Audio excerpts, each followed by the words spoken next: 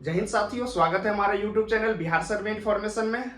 इस बार जो जमीन सर्वे हो रहा है, ये आपको सबको पता है कि बिहार में सभी डिस्ट्रिक्ट में पहले जो 20 डिस्ट्रिक्ट में हुआ था, ये फर्स्ट फेज में स्टार्ट हुआ था, और जो सेकेंड फेज में है जो कि अगस्त 2024 से स्टार्ट है, वो पूरे बिहार में पूरे सब डिस्ट्रिक्ट में जो है जमीन सर्वे का काम चल रहा है। तो उसमें है कि रैयतों के द्वारा जो काम होता है, सबसे पहला वो स्वघोषणा जमा करना होता है, जो कि उसका जो लास्ट डेट था वो 31 मार्च 2025 तक पूर्व से निर्धारित था। बट बहुत सारे रैयतों की तरफ से, बहुत सारे लोगों की तरफ से अभी तक स्वघोषणा जो है वो जमा नहीं किया गया है। तो यही सब देखते हुए राजस्व एवं भूमि सुधार विभाग के तरफ से जो हमारे राजस्व मंत्री हैं, उनके तरफ से ये निर्देश दिया गया है या आदेश जारी हुआ है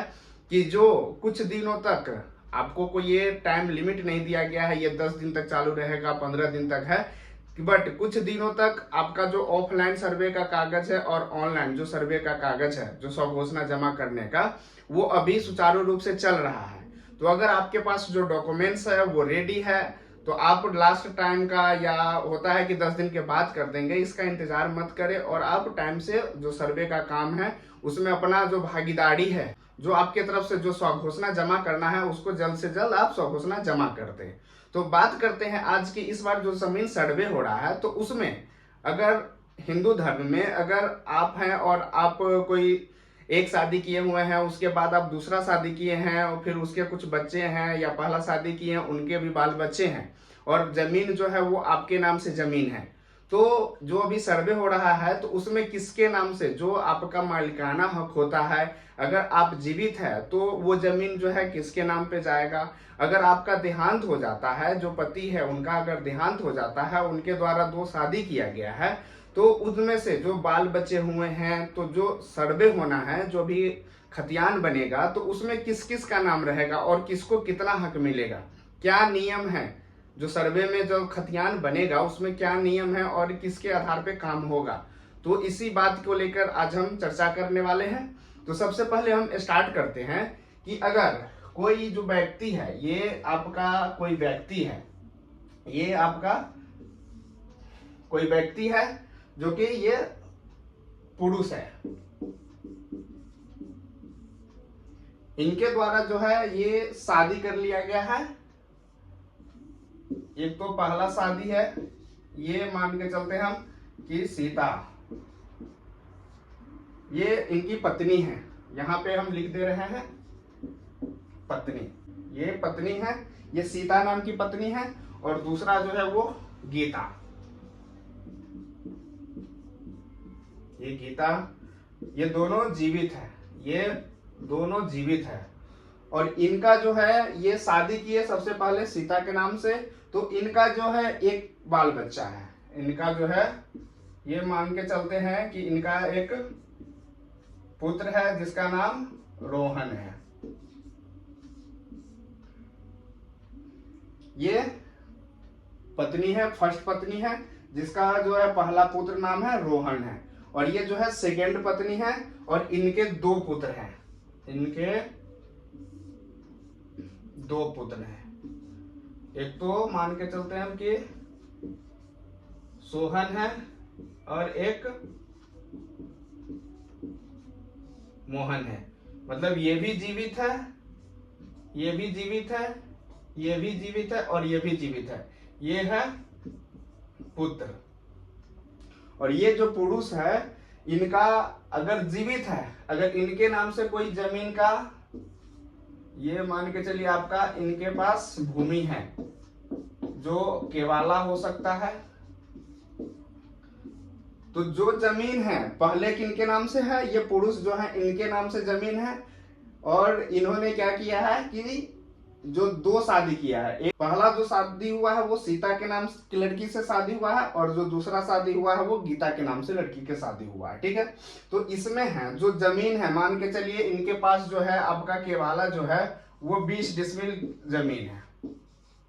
ये जो जमीन है इनका 20 डिसमिल जमीन है। तो अब जो सर्वे हो रहा है, अभी जो आपका बिहार जमीन सर्वे हो रहा है,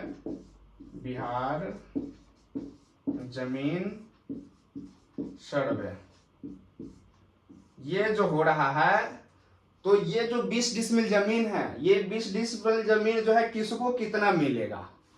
आज का जो मेन सवाल है, मेन जो टॉपिक है वो यही है कि अगर कोई पुरुष है, उनके द्वारा 2 शादी किया गया है और दोनों के बाल बच्चा है,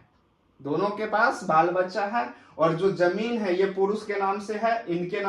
नाम से जमीन नहीं है,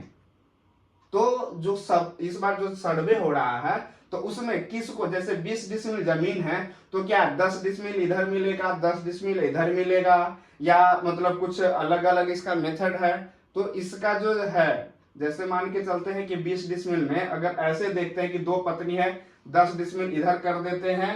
और 10 डिसमिल इधर कर देते हैं, तो ये बिल्कुल नियम गलत हो जाएगा। ऐसा नहीं है, क्योंकि इधर जो 10 डिसमिल में है 2 आदमी है, इधर जो 10 डिसमिल है इसमें 3 आदमी है, तो ये नहीं है, ये जो नियम है ये नियम नहीं है। तो बात करते हैं जो नियम है, वो नियम क्या है। जो हिंदू धर्म जो है, हिंदू धर्म में ये नियम है कि अगर आपने फर्स्ट शादी किया हुआ है तो उनकी जो पत्नी है उनके जीवित रहते हुए आप दूसरा शादी नहीं कर सकते हैं, ये नियम है। तो वो नियम कौन सा है, ये जो नियम है आपका, ये हिंदू विवाह अधिनियम 1955 की जो धारा है वो 16, ये जो नियम है इसमें ये बखान है कि जो हिंदू विवाह अधिनियम है 1955 की जो धारा 16 है उसमें साफ साफ लिखा हुआ है कि जो आपका पहला पत्नी है, ये जो आपका पहला पत्नी है, इसके रहते हुए आप दूसरा जो है सेकेंड, ये जो सेकेंड है वो आप शादी नहीं कर सकते हैं। अगर आप शादी करते हैं तो इसको शून्य माना जाता है। शून्य का अर्थात मतलब इसका कोई वैल्यू नहीं है,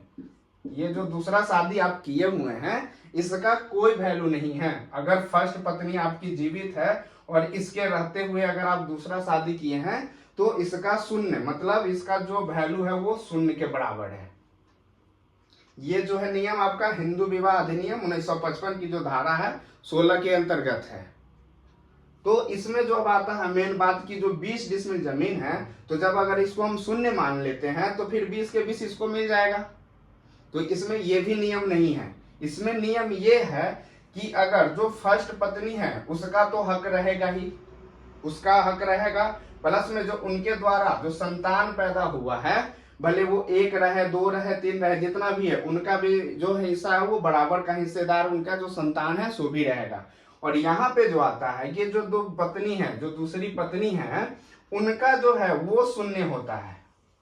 उनका जो वैल्यू होता है वो शून्य होता है। बट इनके द्वारा जब ये और ये दोनों शादी किए हुए हैं तो इनके द्वारा जो पुत्र पुत्री का जन्म हुआ है उसमें इनका हक होगा। जैसे ये जो है इनका हक होगा और ये जो है दोनों,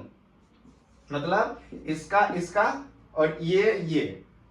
इसमें पहले कितना आदमी था कि जैसे अगर हम वंशावली बनाते हैं तो उसमें अगर इस टाइप का हम वंशावली बनाते हैं तो वंशावली के आधार पर जो 20 डिसमिल जमीन है तो उसमें कितना हो जाना चाहिए था कि 1 2 3 4 5 आदमी है तो 5 बराबर बराबर भागों में बट जाना चाहिए था। तो ऐसा नहीं है। इसमें जो होगा, जो 20 डिसमिल आपका जमीन है उसमें क्या होगा कि एक हिस्सेदार ये हो जाएगा, दूसरा हिस्सेदार ये हो जाएगा, तीसरा हिस्सेदार ये हो जाएगा और चौथा हिस्सेदार ये हो जाएगा। मतलब जो जमीन है वो इनको सिर्फ स्किप कर दिया जाएगा, इसको जिंदा रहे मृत्यु रहे उससे कोई मतलब नहीं है, ये शून्य के बराबर है, इनका कोई वैल्यू नहीं है। जो दूसरी पत्नी है उनके नाम से जमीन कुछ भी नहीं जाएगा, उनका जो जमीन है वो शून्य के बराबर, मतलब कोई वैल्यू नहीं है।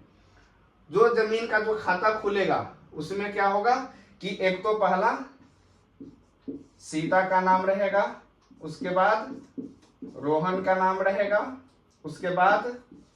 सोहन का नाम रहेगा और वह मोहन का नाम रहेगा। तो ये तो हो गया कि 20 डिसमिल जो आपका जमीन है 20 डिसमिल, ये सम्मिलित खाता खुलने का हो गया। ये सम्मिलित खाता मतलब सबका जो है बराबर बराबर हिस्सा करके जो है 1 2 3 4, मतलब आपका जो हिस्सा हो जाएगा एक आदमी का वो 5 डिसमिल एक आदमी का हिस्सा हो जाएगा। तो इसमें है कि अगर ये लोग कोई बंटवारा करके नहीं देते हैं या ऐसे सिर्फ वंशावली बना के दे देते हैं कि ये जो है ये पुरुष, आप कोई भी नाम लिख सकते हैं। अगर मान के चलते हैं कि महेंद्र है तो महेंद्र का जो मृत्यु हो गया, अगर ये जीवित रहते तब तो कोई बात ही नहीं था, तब तो जो खतियान बनेगा वो महेंद्र के नाम तो ही बनेगा। बट इनका अगर मृत्यु हो जाता है तो उस केस में होगा कि जो दो पत्नी है तो उस दोनों पत्नी में जो डिवाइड होगा वो एक जो पत्नी है इनके बाल बच्चे और ये जो दूसरा पत्नी है उनके बाल बच्चे, और इसमें ये भी रहेगा, सिर्फ ये नहीं रहेगा। तो इसमें हो गया कि एक सीता हो गई, फिर उसके बाद जो इनका पुत्र है रोहन, उसके बाद सोहन और उनका मोहन। मतलब इनका जो बाल बच्चा है उनको स्किप नहीं करना है। जितना हक इनका होगा उतना ही हक इनका होगा, जितना हक इधर होगा उतना ही हक उधर होगा, बट इनको सिर्फ स्किप कर देना है। इनका जो है वैल्यू है वो 0 के बराबर है। ये जो है वैल्यू इनका 0 के बराबर है। तो इसमें हो गया कि 20 डिसमिल में जो एक आदमी अगर बंटवारा करता है तो बंटवारा करने का क्या नियम है कि अगर पंचनामा बंटवारा करते हैं, जैसे अब मान के चलते हैं कि ये लोग अलग अलग खाता खुलवाना चाहते हैं, तो अलग अलग करने के लिए क्या है, ये पंचनामा बंटवारा करेंगे जिसमें सीता का अपना हिस्सा रहेगा, जो इनका पुत्र है रोहन उनका अपना हिस्सा रहेगा, सोहन का अलग हिस्सा रहेगा और मोहन का अलग हिस्सा रहेगा। ये हो गया। फिर इसमें होगा कि नहीं, ये दोनों तो एक ही हो जाएगा, तो ये दोनों एक ही आदमी का 10 डिसमिल हो जाएगा और ये जो सोहन मोहन दोनों है वो इनका 10 डिसमिल हो जाएगा। मतलब इसमें क्या हो गया कि इनके मम्मी का नाम आ गया लेकिन इन दोनों के मम्मी का नाम नहीं आया। बस इसमें यही अंतर है कि इस बार जो खाता होगा, इस बार जो सर्वे हो रहा है तो उसमें जो खाता खुलेगा उसमें जो दूसरी पत्नी है उनका नाम जो है वो हट जाएगा, उनका कोई वैल्यू नहीं रह जाएगा, सिर्फ वो नाम की रह जाएगी कि हाँ ये इनकी पत्नी है। बट जो जमीन का जितना रकबा होगा, जो उनका वैल्यू होगा वो जो है वो फर्स्ट पत्नी और उनका जो सेकेंड पत्नी है उनके बाल बच्चे के रूप में ही बांटा जाएगा, उनको नहीं माना जाएगा, उनका कोई हिस्सा नहीं होगा। तो इस बार जो सर्वे हो रहा है उसमें यही खतियान खुलने का जो नियम है और इसी प्रकार से सर्वे का काम होगा और उसी टाइप से खतियान बनेगा। तो आशा करते हैं कि ये जो आपको जमीन सर्वे में जो खतियान है और जो दो शादी अगर किए हुए हैं उनके लिए ये जरूरी आवश्यक होगा। अगर आपको सर्वे से रिलेटेड और भी कोई जानकारी चाहिए तो हमारा जिस भी वीडियो में आपको जो भी क्वेश्चन हो या कोई भी डाउट हो तो उसमें आप कमेंट कीजिए, हम आपका रिप्लाई जरूर देंगे। वीडियो देखने के लिए धन्यवाद।